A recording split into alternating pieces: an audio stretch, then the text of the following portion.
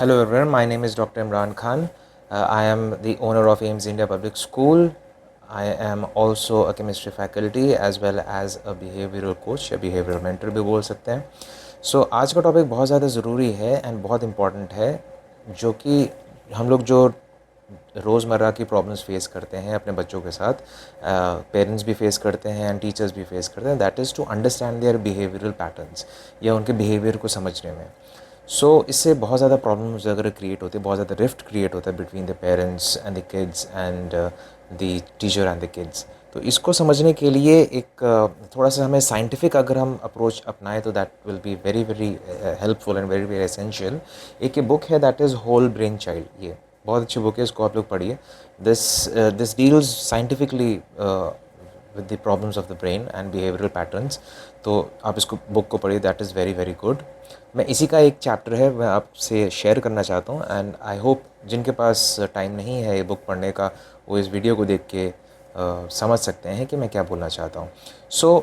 इस कॉन्सेप्ट में एक हमारा जो ब्रेन है वो 4 पार्ट्स में डिवाइडेड है. Right brain, left brain, upper part and the lower part. तो upper part and the lower part का हम लोग नेक्स्ट वीडियो में जिक्र करेंगे. अभी will discuss about the right brain and the left brain. तो हमारा जो बच्चों को, ये सबका दिमाग जो है, बच्चों हैं चाहे वो बड़े हैं कोई भी हो, सबका दिमाग जो है वो 2 पार्ट्स में डिवाइडेड है. हम लोग अभी फोकस करेंगे right brain and left brain पे. तो right brain is all holistic, non verbal, sending sending और रिसीविंग सिग्नल्स का ये काम करता है हमारा right brain. Facial expressions, tones, आपके जो इमोशंस हैं और जो आपका जो विजुअलाइजेशन है और आपकी जो मेमोरी है, ये सब जो होता है ये सब राइट ब्रेन कंट्रोल करता है.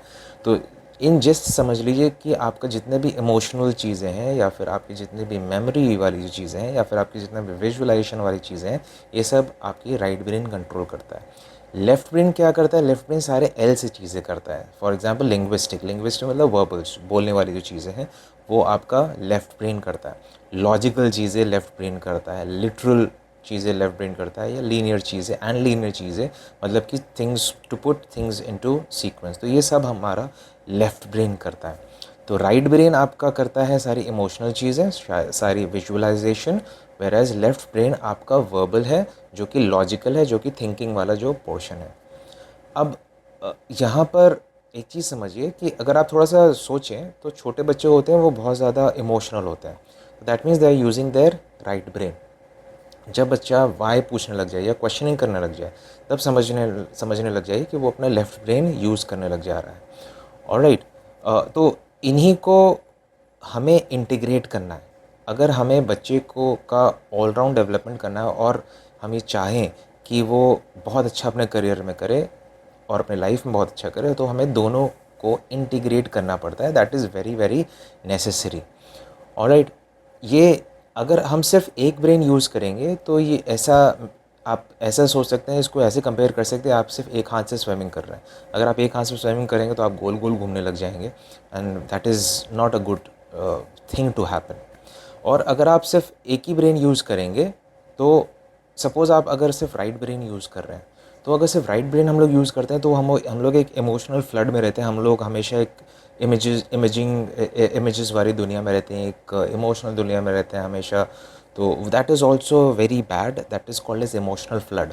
और अगर हम सिर्फ अगर लेफ़्ट ब्रेन में रहेंगे, लेफ़्ट ब्रेन को यूज़ करते रहेंगे, तो हम लोग हमेशा लॉजिकल हो जाएंगे.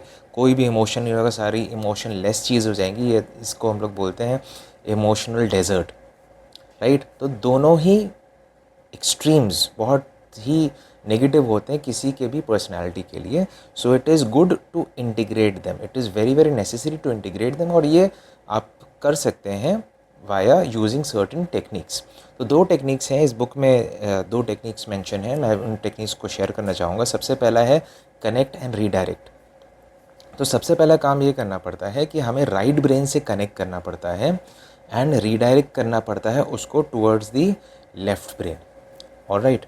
अब जैसे मैं कुछ एग्जांपल्स लेता हूँ कि सपोज़ आपने देखा होगा, जैसे आप बच्चों को छोड़ने जाते हैं स्कूल, तो बच्चे तो कुछ दिन तो जाते हैं स्कूल, हंसी खुशी जाते हैं. फिर उसके बाद छोटे वाले जो बच्चे होते हैं, फिर उसके बाद अचानक से उनको तबीयत ख़राब हो जाती है, तो वो बहुत ही फ्रीक आउट हो जाते हैं एंड वो चिल्लाने लगते हैं और हाथ पैर पटकने लगते हैं, अपने पेरेंट्स को बुलाने की कोशिश करते हैं, फिर पेरेंट्स आते हैं, फिर उनसे लिबट जाते हैं एंड फिर बहुत रोते हैं और हाथ पैर पटक के घर जाने की कोशिश करते हैं। तो अगर आप सोचिए, तो ऐसी सिचुएशन में अगर आप उनको झड़क देंगे, बोले नहीं you have to stay in the school, उनको डांट देंगे, तो वो अपने इमोशंस को कंट्रोल नहीं कर पाएंगे, वो अपने इमोशंस को निकाल नहीं पाएंगे। तो वहाँ पर बहुत ज़रूरी होता है। अब आप सोचिए, मैं इमोशंस की बात करूँ, that means they are using the right brain, right.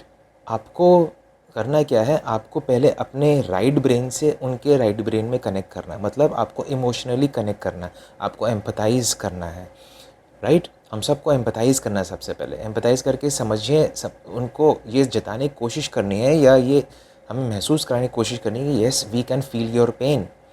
जब हम ये महसूस करा लेंगे yes we can feel your pain, then उसके बाद हमें उनको धीमे धीमे लॉजिक में लेके आना है कि why school is important, right. अब जैसे इस वाले केस में कि वो बच्चा हाथ पर पटक रहा था, तो यहाँ पर उसको बोलना पड़ेगा येस आई कैन अंडरस्टैंड, उस बच्चे को समझाना पड़ेगा येस आई कैन अंडरस्टैंड, तुम मुझे बहुत ज़्यादा मिस कर रही थी, मतलब एज अ फादर तुम मुझे बहुत ज़्यादा मिस कर रही थी और क्या नाम है, तुमने घर को बहुत ज़्यादा मिस किया, मैं समझ रहा हूँ कि तुम्हारी तबीयत बहुत ज़्यादा ख़राब थी, बट फिर भी स्कूल तो आना पड़ता है, because school is good, school आपके फ्यूचर को बनाता है। तो ऐसे करके थोड़ा सा पहले आप we have to connect with the right brain and then थोड़ा सा लॉजिक उसमें डालना पड़ता है धीमे धीमे, तो इट वर्क्स। मैं ये नहीं बोल रहा हूँ कि 100% ये वर्क करेगा, but it works sometime, it works a lot, not sometime, it works a lot. जैसे कि सपोज़ मेरी जो खुद की डॉटर थी, वो रात में वॉशरूम जाने की से डरती थी, बिकॉज वॉशरूम बाहर है तो अंधेरा है, तो वो बहुत ज़्यादा घबरा जाती थी and she use to cry a lot. तो इसका मतलब क्या हुआ, वो एक इमोशनल इम्बैलेंस में आ जाती थी, so her right brain was working a lot. तो उसको थोड़ा सा आपको कंसोल करना है, ऐसे बोलना है, ऐसे बोलना होता है कि एवरी वन इज़ अफ्रेड, और every now and then a person is afraid of darkness. तो ये this is very normal and this is very natural, I can understand कि तुम ये फील कर रहे हो, बिकॉज मैं भी ऐसे फील करता था। बट वहाँ पर अंधेरे में कुछ नहीं होता है, भूत वगैरह ये सब कुछ नहीं होता है, तो इट इज़ ऑल मिथ।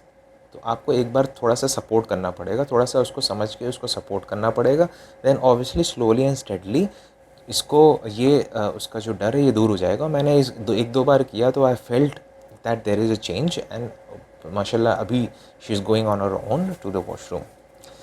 फिर मैं एक और एग्जांपल दूं कि सपोज़ कोई बच्ची है, अमेंडा उसको नाम दे देते हैं, क्योंकि बुक में अमेंडा था तो I will take that name. वो अपने फादर के साथ जा रही थी, she was very angry on her friend कि उसकी फ्रेंड से उसकी कोई लड़ाई हो गई, फिर उसने बोला कि I don't want to talk to her friend, she is dumb. तो ऐसी सिचुएशन में देखिए, वो अब बच्ची जो है उसने अपने इमोशंस को लॉक कर दिया, राइट ब्रेन को उसने लॉक करके वो सीधे जंप कर गए अपने लेफ्ट ब्रेन में। जब बच्चे स्टबर्न हो जाए, जब रूड हो जाए, ये अब बहुत ज़्यादा स्टबर्न, फिर से मैं वर्ड यूज़ कर रहा हूँ, तो इसका मतलब they are using the left brain a lot. जब बहुत ज़्यादा इमोशनल, जब बच्चे खूब चिल्लाएं, इधर उधर भागें और अपने इमोशंस कंट्रोल ना कर पाएँ, दैट मीन्स वो इमोशनल केओस होता है, that means they are using their right brain. और जब वो बहुत ज़्यादा रिजिड हो जाए, बहुत ज़्यादा स्टबर्न हो जाए, that means they are using their left brain. अब बच्ची ने अपने आप, अभी ये अमेंडा जो बच्ची, इसने अपने राइट ब्रेन को लॉक कर दिया, अब ये सिर्फ अपने लेफ्ट ब्रेन से सोच रही है और ये बिल्कुल रिजिड हो गई है। तो ऐसे केसेस में थोड़ा सा हमें इसको कंसोल करना पड़ता है, बुलवाना पड़ता है इसको कि व्हाट इज़ द प्रॉब्लम। थोड़ा सा उस वक्त ये नहीं बोलेगी, you don't have to force them, but थोड़ा सा इसको बोलने के लिए प्रेरित करना पड़ता है। जब ये बोलना चालू करेगी तो ऑब्वियसली धीमे धीमे ये अपने इमोशंस को खुद बताना चालू करेगी। थोड़ा सा प्रमोट करना पड़ता है कि क्या क्या हुआ, मैं समझ सकता हूँ कि तुम बहुत ज़्यादा एक टर्मोइल में हो, I can understand, I can empathise. किसी के बारे में नेगेटिव नहीं कि उसकी तुम्हारी ये फ्रेंड थी उसने सच में ऐसा किया होगा तभी तुम्हारा ऐसा मूड ऑफ है, नहीं, नेगेटिव नहीं बोलना है। इसमें करना क्या है, आप एम्पथाइज़ करिए, yes I can understand that you are angry, you are frustrated, but हुआ क्या, देन शील स्टार्ट टेलिंग। तो उसमें आपको और किसी के बारे में नेगेटिव नहीं बोला, ओ यस, ओ यस, ऐसे करके बस एम्पथाइज़ करिए, उसको ये बताइए that you are listening to her, alright, आप उसकी बातों को समझ रहे हो, तो वो अपने आप बोलने लगेगी, अपने आप बोलने लगेगी। तो यहाँ पर ये टेक्निक्स यूज़ करनी पड़ती हैं that are very very helpful. अब एक और एग्ज़ाम्पल मैं आपको बताता हूँ। जैसे इसमें था टीना एक कैरेक्टर है इसमें। उसका बेटा आता है रात में उठ के, तो वो बोलता है कि मम्मी आप मेरे पिलो के नीचे आप गुड बाय नोट नहीं रखते हैं, मेरा जो बर्थडे है इतने दिनों बाद क्यों आएगा, एंड मुझे होमवर्क करना बिल्कुल पसंद नहीं है, एंड ब्ला ब्ला ब्ला ब्ला। तो अगर वहाँ पर टीना ये करती कि टीना बोलती थी चुपचाप अपने बेडरूम में जाओ, तो यहाँ पर क्या करती टीना, गलती क्या करती, यहाँ पर उसके जो इमोशंस हैं, जो इलॉजिकल इमोशंस, का मतलब वो राइट ब्रेन से सोच रहा है, जो इलॉजिकल इमोशंस हैं उसको वो तुरंत बंद कर देती, उसको सबसाइड कर देती, रोक देती। तो यहाँ पर वो बच्चा फिर अपने इमोशनल टर्मोइल में चला जाता, वो अपने इमोशंस को काउंटर नहीं कर पाता, समझ नहीं पाता। टीना ने यहाँ पर क्या किया, यहाँ पर टीना ने बच्चे को गले लगाया, तो बोला, शी सेड कि आई कैन अंडरस्टैंड कि तुम बहुत ज़्यादा परेशान हो, बहुत ज़्यादा एंग्री हो, आई कैन अंडरस्टैंड। और रही फिर जब से एम्पथाइज़ करने लग जाए, उसको पुचकार के उसको गले लगाने लग जाए, फिर उसके बाद she started telling her the logical things, right, that pillow के नीचे obviously she was doing some work, जिसकी वजह से ये चीज़ें पॉसिबल नहीं हो पाती हैं। एंड जो बर्थडे है वो जब आएगा तब आएगा। Homework, obviously homework is a necessity that we have to do. तो ऐसे करके पहले एम्पथाइज़ करना पड़ता है, राइट ब्रेन से कनेक्ट करना पड़ता है अपने आप को, देन उसके बाद slowly and steadily left brain की तरफ मूव करना पड़ता है दिमाग को, राइट। जैसे मैंने बोला कि बच्चों को स्नब कभी नहीं करना चाहिए। अगर वो बहुत ज़्यादा चिल्ला के बात कर रहे हैं या कुछ इलॉजिकल बातें बोल रहे हैं तो उनको स्नब नहीं करें, बिकॉज वो फिर वहीं पर उनका जो इमोशन है वहीं पर वो कैद हो जाएगा, राइट ब्रेन में कैद हो जाएगा, फिर उसको उनके लिए संभाल पाना बड़ा मुश्किल होता है। Second strategy is name it to tame it. मतलब उनको स्टोरी बोलने के लिए, अपना आप बीती सुनाने के लिए उनको बोलिए, प्रमोट करिए उनको बोलने के लिए। सबसे पहले वही चीज़ हो रही है, एम्पथाइज़ करिए, देन उनको सुनाने के लिए, अपनी स्टोरी सुनाने के लिए बोलिए। इससे होगा क्या कि जब आप बच्चों को बोलने के लिए मोटिवेट करेंगे, तो बोलना मतलब वर्बल इसका मतलब वो अपना लेफ़्ट ब्रेन यूज़ करने लगेंगे। अभी वो अपना पूरा का पूरा राइट ब्रेन यूज़ कर रहे थे, राइट, पूरा इमोशनल से भरे हुए थे। फिर जब आप उनको बोलने के लिए मोटिवेट करेंगे तो वो अपना लेफ़्ट ब्रेन यूज़ करने लगेंगे, right. This is what is called as integration. वो अपने इमोशंस को काम डाउन करेंगे। आप देखिएगा जब बच्चे खुद बोलने लगते हैं, अब मैं परसों की ही बात मैं बता रहा हूँ कि देयर वाज वन चाइल्ड, बहुत छोटी बच्ची थी, तो वो रो रही थी बिकॉज उसकी क्लास टीचर नहीं आई थी। She is very fond of a class teacher. तो उसकी जो आए थे वो लेके आई, सो शी केम। तो मैंने उससे यही किया कि मैंने उसको पहले थोड़ा सा पुचकारा, and then I said what happened. तो उसने बोला कि मुझे अपनी मैम से मिला, मुझे मम्मी के पास जाना। तो वो क्रिप करने लगी। अगर मैं वहीं पर उससे बोल देता चुपचाप क्लास में जाओ, तो वो अपने इमोशंस को दबा लेती, उस टर्मोइल में पड़ी रहती, वो अपने इमोशंस को कंट्रोल नहीं कर पाती, और उससे कैसे निपटा जाता है उसको नहीं कर पाती। फिर मैंने उसको प्रमोट किया कि अच्छा बताइए क्या महसूस कर रहे हो, क्या लग रहा है तुमको, क्या क्या बोलो, महसूस क्या हो रहा है तुमको। तो बोली कि मेरी मैम जो थी मुझे हमेशा बहुत प्यार करती हैं और मुझे हमेशा आगे बैठाती हैं, और फिर बहुत सारी चीज़ें उसने बताई। फिर मुझे मेरी मम्मी की याद आ रही है। फिर मेरी मम्मी क्या नाम है, मुझे बहुत प्यार से तैयार करती हैं, बहुत सारी चीज़ें। मैंने बोला कि हाँ मुझे भी बहुत मम्मी की याद आ रही है, आई कैन अंडरस्टैंड कि तुम ऐसे क्यों फ़ील कर रही हो। तो जब मैंने एम्पैथाइज़ करना चालू किया, उसको जब प्रमोट किया बोलने के लिए, वो धीमे धीमे अपने भड़ास जिसको बोलते हैं वो निकालती गई, धीमे धीमे अपने इमोशंस को पोर डाउन करती गई, जिसकी वजह से फिर थोड़ी देर बाद वो खुद, 5 मिनट लगा होगा मुश्किल से, तो वो खुद फिर अपने इमोशंस को उसने कंट्रोल किया, and then when she stopped crying, फिर वो खुद अपने क्लास में चली गई। तो इट वाज, मैं ये लाइव कर चुका हूँ, इसलिए ये अपने एक्सपीरियंसेस आपके साथ शेयर कर रहा हूँ, which is very very important, right. तो जैसे एक और एग्जांपल मैं आपको बताऊं कि एक एक बुक का एग्जांपल है। बेला नाम की कैरेक्टर है, उसकी जो बच्ची है वो जब वॉशरूम जाती है तो शी सीज़ की जो फ्लश है वो ओवरफ्लो करने लग जा रहा। तो अब वो देखिए, एक बहुत ही अजीब सा, बहुत ही ट्रॉमा ट्रॉमेटिक एक एक्सपीरियंस होगा बच्चे के लिए ना, कि जो वॉशरूम है वो ओवरफ्लो कर रहा है। तो वो she is in a state of full of emotions, घबराहट एंड एवरीथिंग। तो वहाँ पर बेला ने उसको समझाया अच्छी तरीके से, तो जब उसको पहले अंडरस्टैंड किया, उसको बताया कि दिस इज़ ये सबके साथ होता है, डर सबको लगता है, ऐसी सिचुएशन मुझे भी डर लगता है बिल्कुल जैसे तुम फील कर रही हो, तो उसके साथ एम्पैथाइज़ किया। फिर उसके बाद बताया कि ये ओवरफ्लो हो जाता है, कभी कभार चोक हो जाता है जिसकी वजह से ओवरफ्लो हो जाता है, तो फिर थोड़ा सा लॉजिक लाने लग जाइए, राइट। तो जिसकी वजह से अच्छा, अब इसमें बच्चे ने क्या किया और बेला ने क्या किया, बेला ने बच्चे से बोला कि अपने इमोशंस को और बताओ, तुम्हें क्या क्या फ़ील हुआ। कैसे कि जैसे उसने बोला कि ओवरफ्लो हो गया, मुझे बहुत डर लगा। अच्छा, ओवरफ्लो हो गया, तुम्हें बहुत डर लगा, फिर और मतलब और क्या लग रहा था तुमको वहाँ पर? वो ओवरफ्लो हुआ, फिर पूरा पानी से फैल गया और मुझे बहुत घबराहट होने लगी, मेरे पैर की तरफ पानी लग गया। अच्छा, तुम्हारे पैर की तरफ पानी आ रहा था, तुम्हें तो बहुत घबराहट हो रही होगी, तो तुम उसके बाद तुमने क्या किया? फिर मैं साइड में चली गई, फिर वहाँ पर भी पानी आने लग गया और फिर मैं कोशिश कर रही थी कि पानी ना आए। फिर अच्छा, तुमने बहुत कोशिश की, मैं समझ सकती हूँ तुमने बहुत कोशिश की।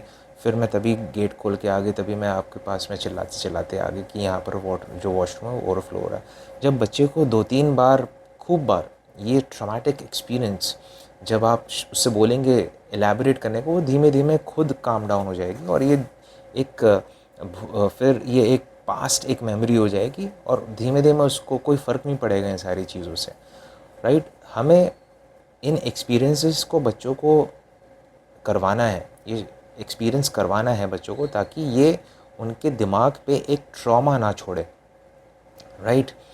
ट्रॉमा अगर वो छोड़ देगा तो वो उसके दिमाग में हमेशा बना रहेगा, उसकी मेमोरी में हमेशा बना रहेगा। हमें उसको इतनी बार बुलवाना है ताकि वो उसकी यूज़ टू हो जाए, फिर वो एज अ ट्रॉमा ना ले वो उसको, और वैसे ही अगर कोई सिचुएशन है तो उस सिचुएशन को ईजिली हैंडल कर सके, राइट। तो जब आप अपने फेयर्स को या जब अपने इमोशंस को वर्ड्स देने लगते हैं ना, तो वो जो पेनफुल एक्सपीरियंस जो होता है वो उससे you literally come to terms to that particular experience and they become less frightening, right. तो ये कुछ एग्जाम्पल्स मैंने आपके साथ शेयर किए, और भी एग्जाम्पल्स आगे की वीडियोस में मैं शेयर करता जाऊंगा जो कि बहुत हेल्पफुल होने चाहिए।